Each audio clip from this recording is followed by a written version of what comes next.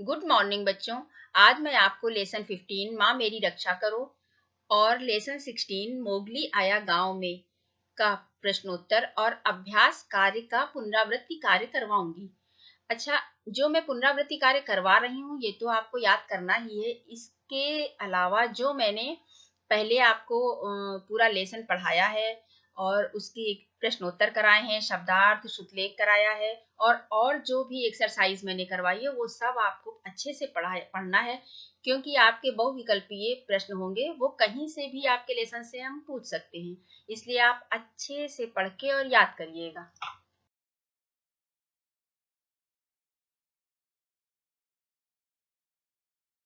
अब next page पर लिखिए, ऊपर डालिए मौखिक प्रश्नोत्तर।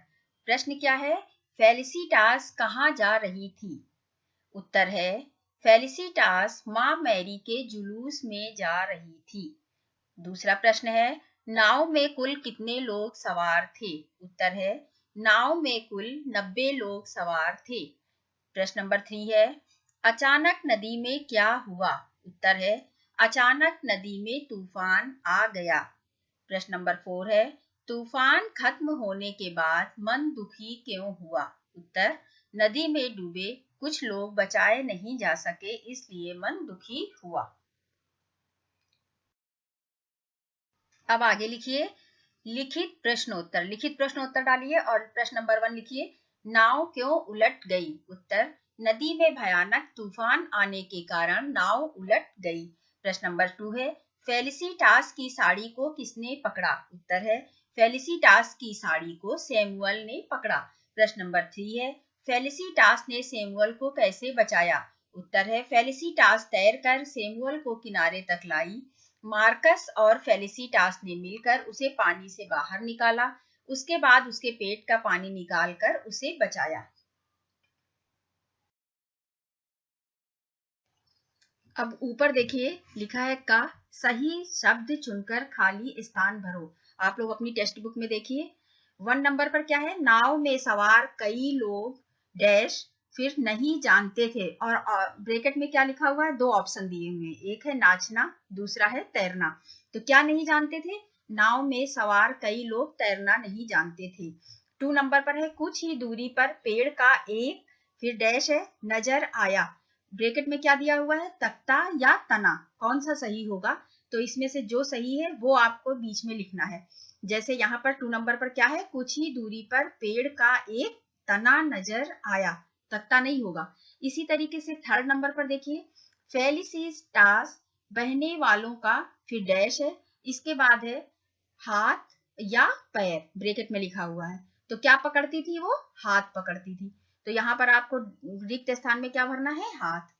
4th नंबर पे देखिए, अपनी पूरी डैश लगाकर मैं आगे बढ़ी, और ब्रैकेट में इधर ऑप्शन में क्या दिया हुआ है, ताकत या संपत्ति। तो क्या होगा? ताकत लगाकर। डैश में जहां पर रिक्त स्थान है वहां पर आप क्या लिखेंगे? अपनी पूरी ताकत लगाकर मैं आगे बढ़ी।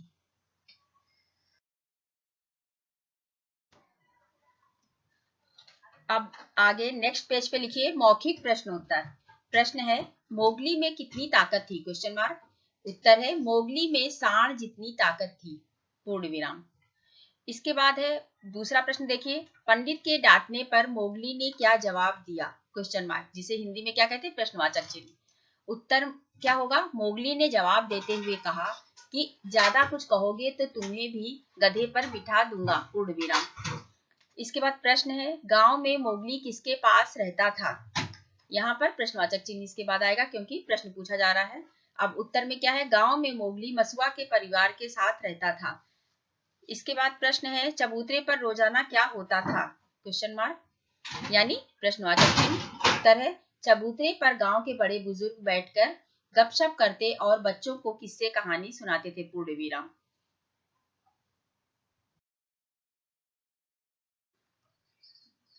अब ऊपर देखिए लिखा है का, आगे क्या लिखा है, पाठांश। पाठांश को पढ़कर प्रश्नों के उत्तर लिखो।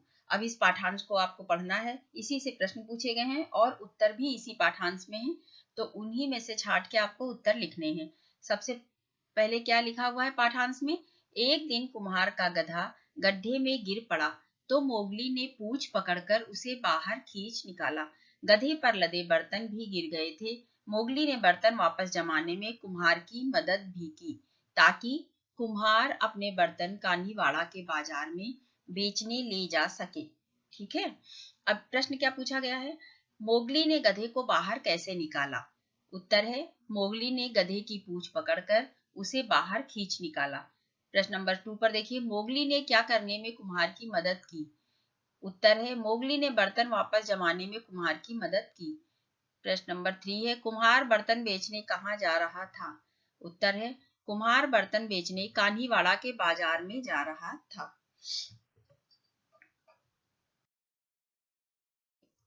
अब पेज नंबर 126 पर देखिए, लिखा है वचन बदलो। तो पहले आपको पता होना चाहिए कि वचन किसे कहते हैं। शब्द के जिस रूप से उसके एक या एक से अधिक होने का पता चलता है उसे वचन कहते हैं। हिंदी में वचन कितने प्रकार के होते हैं? हिंदी में वचन 2 प्रकार के होते हैं। कौन कौन से? एक वचन और बहुवचन। यदि कोई एक चीज के लिए आपको कहा जा रहा है तो वो एक वचन है, और यदि एक से अधिक चीजें हैं, 2 हैं, 3 हैं, 4 हैं, 5 हैं, तो वो बहुवचन है, यानी एक से अधिक है। तो जैसे यहाँ पर बताया गया है चीता।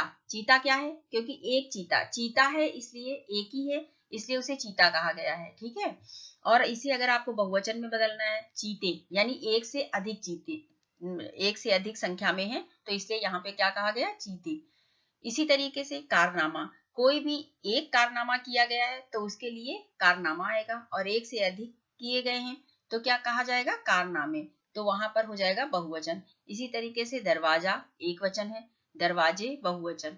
भेड़िया एक वचन, भेड़िए बहुवचन। कहानी एक वचन, कहानियां बहुवचन। जाति एक वचन, जातियां बहुवचन। खुशी एक वचन, खुशियां बहुवचन। नदी एक वचन, नदियां बहुवचन। अभी आपको समझ में आ गया होगा। फिर नंबर 2 पे देखिए, वाक्यों को शुद्ध करके लिखो। यहाँ पे अशुद्ध वाक्य लिखे हैं, इनको शुद्ध करके लिखना है। तो का नंबर पे देखिए, गांव में गूलर का बड़ी पेड़ था। तो शुद्ध क्या होगा? गांव में गूलर का बड़ा पेड़ था। खा पे देखिए, एक दिन कुम्हार की गधा गिर पड़ा। यहाँ पर क्या होगा उत्तर में? एक दिन कुम्हार का गधा गिर पड़ा। ग में देखिए, मोगली में सांड जितनी ताकत था। तो क्या होगा यहाँ पर? मोगली में सांड जितनी ताकत थी। फिर घ नंबर पे, कहानियां चलता रहता, बच्चे सुनते रहते। ये पूरा अशुद्ध वाक्य है। अब शुद्ध क्या होगा? कहानियां कहता रहता, बच्चे सुनते रहते।